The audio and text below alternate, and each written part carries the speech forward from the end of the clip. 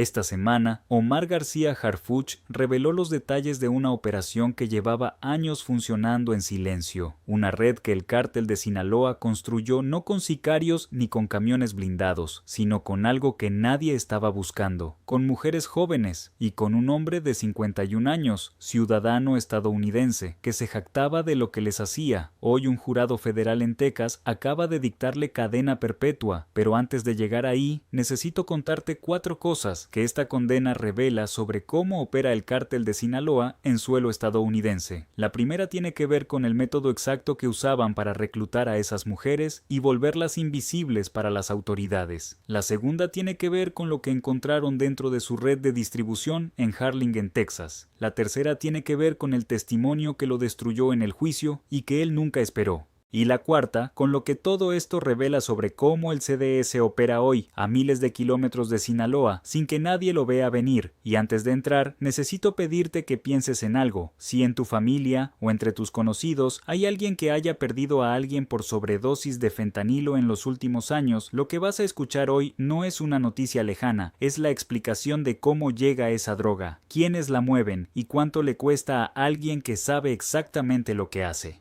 Empecemos. Para entender lo que hizo James Love, primero tienes que entender dónde operaba y por qué ese lugar importa. Harlingen es una ciudad del sur de Texas, a menos de 40 kilómetros de la frontera con México. No es El Paso ni Laredo, ciudades que aparecen constantemente en los operativos fronterizos. Harlingen es más tranquila, más pequeña, y eso, para una red de distribución de narcóticos, es exactamente lo que necesitas. El cártel de Sinaloa lleva décadas entendiendo algo que muchas agencias tardan en reconocer. El perfil de quien mueve la droga importa tanto como la droga misma. Un hombre joven con tatuajes en una camioneta de vidrios polarizados activa alarmas. Una mujer joven que vive en un apartamento ordinario, que no tiene antecedentes, que no llama la atención, no activa nada. Eso no es improviso, es diseño. Y aquí llega la primera cosa que te prometí al inicio. Lo que los testimonios del juicio revelaron es que James Love no era simplemente un distribuidor que trabajaba para el CDS, era el eslabón que convertía a mujeres jóvenes de la región en transportistas, al menos 10 según lo que confirmó el Departamento de Justicia de los Estados Unidos. Mujeres que recibían la droga, la movían dentro de Texas y la entregaban en los puntos que la organización tenía mapeados. Pero la forma en que Love operaba con ellas no era solo logística, era algo peor.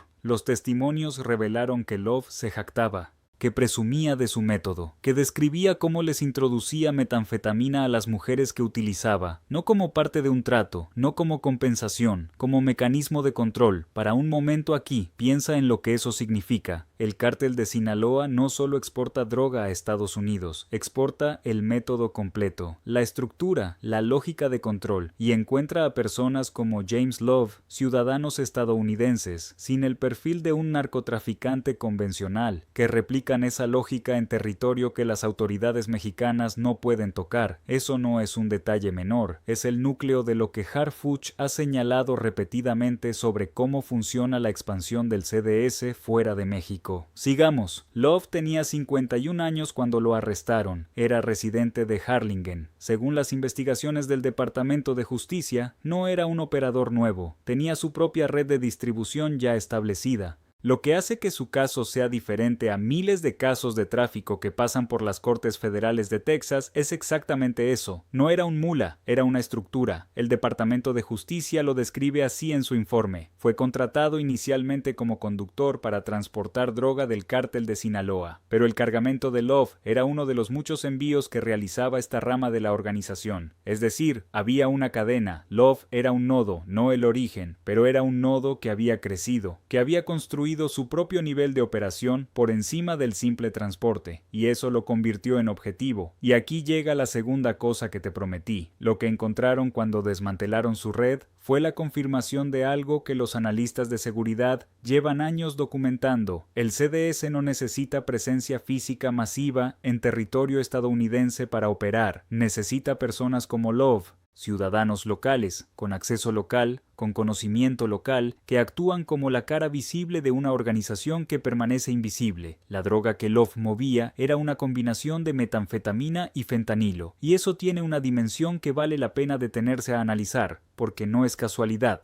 El fentanilo ha reemplazado a la heroína como la droga de mayor rentabilidad y mayor mortalidad en el mercado estadounidense. Es entre 50 y 100 veces más potente que la morfina.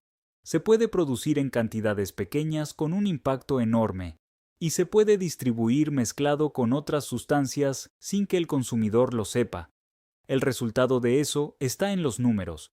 El Departamento de Salud de los Estados Unidos reportó más de 80,000 muertes por sobredosis de opioides en un solo año reciente, la mayoría relacionadas con fentanilo, muchas de ellas con producto que entró por el corredor fronterizo de Texas. Love era parte de esa cadena, y lo sabía. Eso no es una suposición. Es lo que quedó registrado en el juicio. El jurado deliberó 2 días. 2 días para revisar los testimonios, las pruebas, los registros, la declaración de las mujeres que habían sido utilizadas por Love para mover la droga. Y al final de esos 2 días, el veredicto fue unánime. Culpable de conspiración para poseer con intención de distribuir metanfetamina y fentanilo. Y aquí llega la tercera cosa que te prometí. El testimonio que lo destruyó no fue el de un agente encubierto ni el de un informante anónimo. Fue el testimonio de las propias mujeres que él había utilizado, mujeres que describieron con detalle cómo funcionaba el esquema, cómo las captaba, cómo las controlaba, qué les prometía y qué les hacía cuando esas promesas dejaban de funcionar. Es importante que entiendas por qué eso importa más allá de este caso. El cártel de Sinaloa ha construido durante décadas una reputación de ser una organización que, comparada con grupos como el CJNG, prefería la corrupción al enfrentamiento directo, pagaba, negociaba, cooptaba. Esa lógica le permitió expandirse de una forma que los cárteles más violentos no pudieron replicar.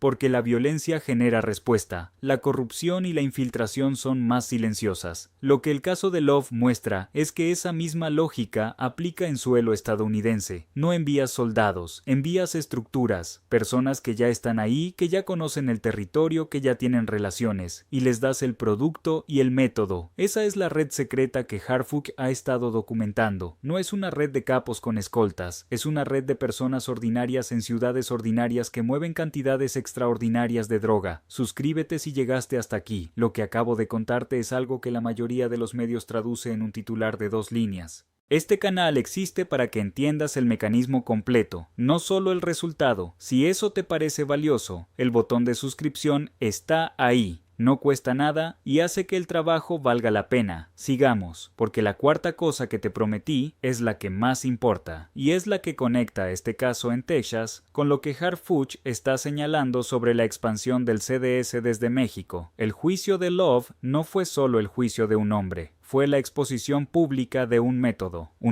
que el Departamento de Justicia de los Estados Unidos tuvo que documentar, testificar y argumentar ante un jurado con nombres, fechas, cantidades y víctimas con nombre y apellido. Eso crea un registro, un precedente, una hoja de ruta de cómo opera esta rama del cártel de Sinaloa, y esa información no se queda en una carpeta de la FGR, circula, se comparte en los canales de inteligencia entre México y Estados Unidos, y llega a personas como Harfuch, que lleva meses documentando cómo el CDS ha diversificado su estructura de distribución para hacerse menos vulnerable a los golpes directos. La lógica es simple: si detienes a un capo, la organización siente el golpe pero no colapsa. Si desmantelas la red de distribución célula por célula, el daño es acumulativo y más difícil de reparar. Love era una célula con nombre, con sentencia, con cadena perpetua. Y lo que ese modelo revela es que el CDS tiene decenas de células similares operando en ciudades fronterizas y no fronterizas de los Estados Unidos en este momento, algunas ya bajo investigación, otras todavía invisibles. Eso tiene consecuencias directas para las familias que están en ambos lados de la frontera, porque el fentanilo que Love distribuía no se quedaba en Harlingen, llegaba a San Antonio, a Houston, a Chicago, a ciudades donde familias que no tienen nada que ver con el narco, que no conocen el nombre de ningún cártel, que nunca han estado cerca de un operativo, pierden a alguien. Piensa en lo que eso significa en términos reales: 80,000 muertes por sobredosis en un año. No son estadísticas, son 80,000 familias que en algún momento tuvieron que identificar un cuerpo, hacer un funeral, explicarle a alguien por qué no va a volver.